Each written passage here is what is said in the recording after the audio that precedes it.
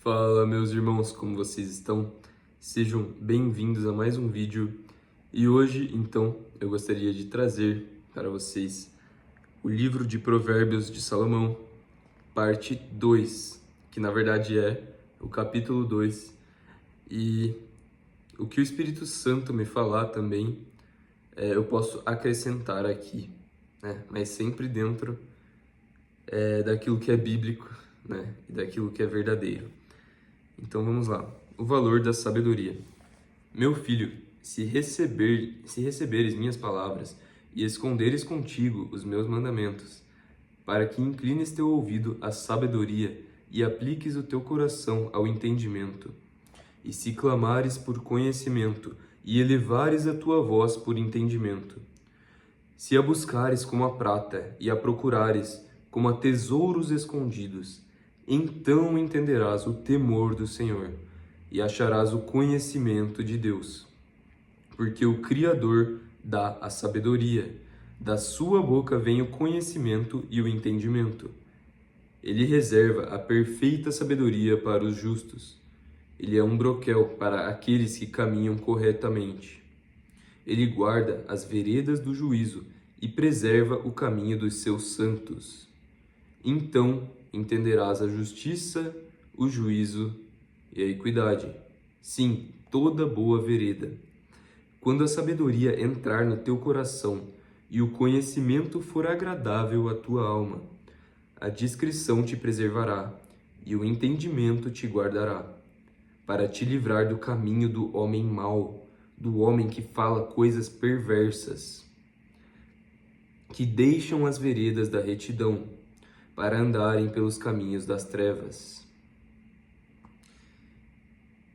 que se regozijam de fazer o mal e se deleitam com a perversidade dos maus, cujas veredas são tortuosas e são perversos em seus caminhos, para te livrar da mulher estrangeira e até mesmo da estrangeira que lisonjeia com suas palavras, que abandona o guia da sua mocidade e se esquece do pacto do seu Deus. Porque a sua casa se inclina para a morte e as suas veredas para os mortos. Nenhum dos que vão até ela retorna novamente, nem retomam as veredas da vida, para que tu possas andar pelo caminho dos homens bons e guardar as veredas dos justos. Ou seja, toda vez que começa para, né, falando para, significa o quê? Que o Criador dá sabedoria. A sabedoria para quê? Né? Para livrar da mulher estrangeira, para livrar do caminho do homem mau, e agora para que possa andar pelo caminho dos homens bons. Né? Entendendo então a questão do contexto. Espero que não tenha ficado confuso. Então, porque os retos habitarão a terra, e os perfeitos permanecerão nela. Mas os ímpios serão arrancados da terra e os transgressores serão exterminados dela. Então, meus irmãos, aquilo que é uma palavra de sabedoria, é interessante como ela é um bálsamo para aquele que busca a justiça. Não que nós sejamos perfeitos ou justos, mas são palavras que nos trazem alegria, nos trazem paz e que refletem a glória do Criador, porque eu sinto que elas são palavras verdadeiras, né? E ao mesmo tempo, eu devo imaginar que os ímpios devem sentir comichões ao ouvir tais palavras de sabedoria, tais provérbios, porque são verdadeiros. Então, o nosso Criador, ele é terrível com o pecado, né? Ele é um Criador que não tolera o pecado, ele é misericordioso, né? Ele recompensa e se compadece dos humildes e não gosta daquele que tem coração altivo, né? Daquele que é soberbo. E então é interessante isso, né? Como você se sente ouvindo os provérbios ou lendo os provérbios? Porque, sinceramente, eu me sinto muito bem, sabe?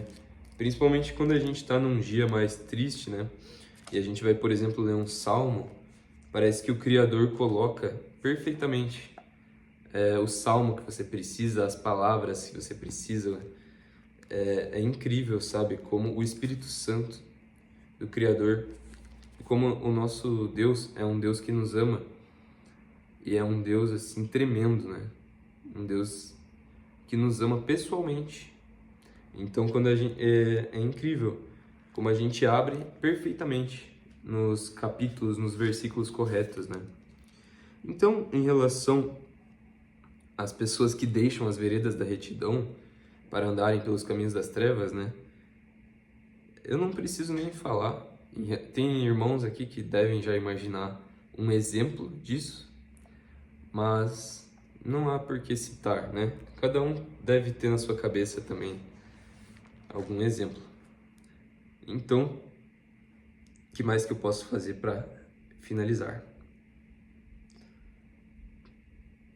O que Jesus falou aqui em Mateus 10? Eu só abri aqui, tá?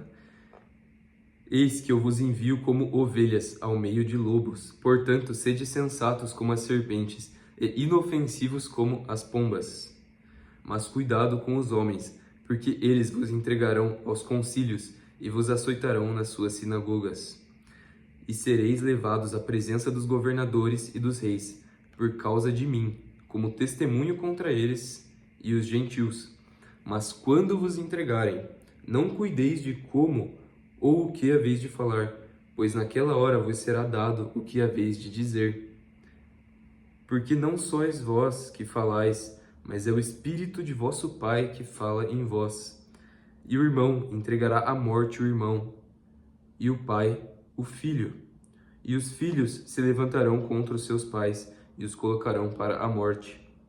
E sereis odiados de todos os homens por causa do meu nome, mas aquele que perseverar até o fim será salvo.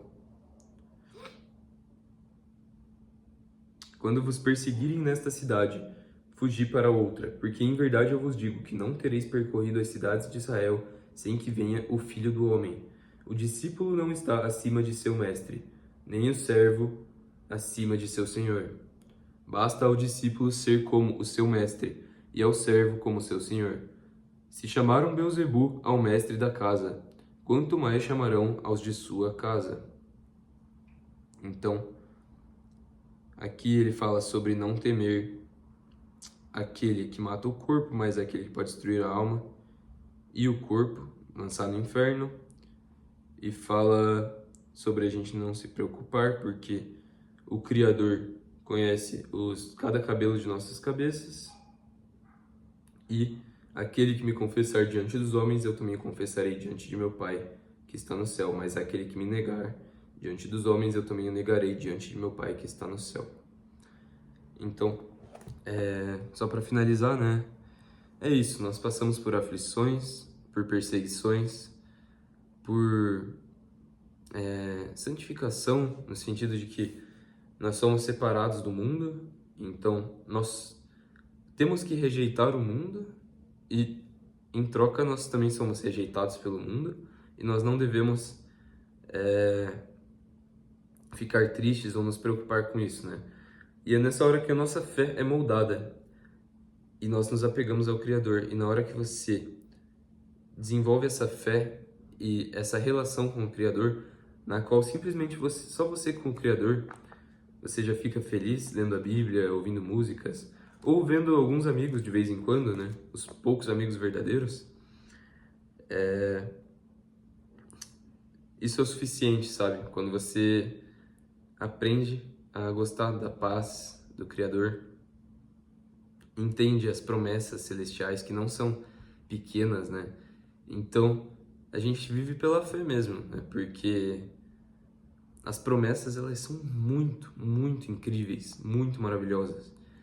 Então, nós passarmos por algumas aflições aqui, né? Que parecem difíceis, mas como Paulo fala, essas aflições, esses sofrimentos passageiros nos geram uma glória eterna, né? Então o Criador, ele ainda é tão bom que ele nos permite passar por aflições para que ele possa nos glorificar, assim como ele glorificou o Messias, né? Não nos comparando a ele, porque nós seremos servos dele, mas no sentido de que nós seremos co-herdeiros de Cristo e receberemos a Bíblia fala, né? Nós herdaremos com ele todas as coisas. Então, não é só a salvação que nós temos que ser gratos, mas as recompensas, sabe? Nossa, meu Deus do céu. Enfim, este foi o vídeo. Não quero que fique muito longo.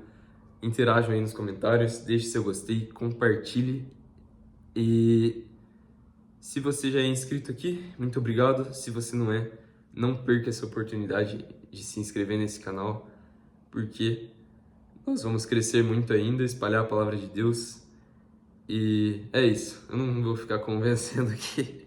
Não tenho muitos motivos. Se quiser, se inscreve aí. E é isso. Deus abençoe a todos e fiquem na paz do Senhor Jesus. Amém.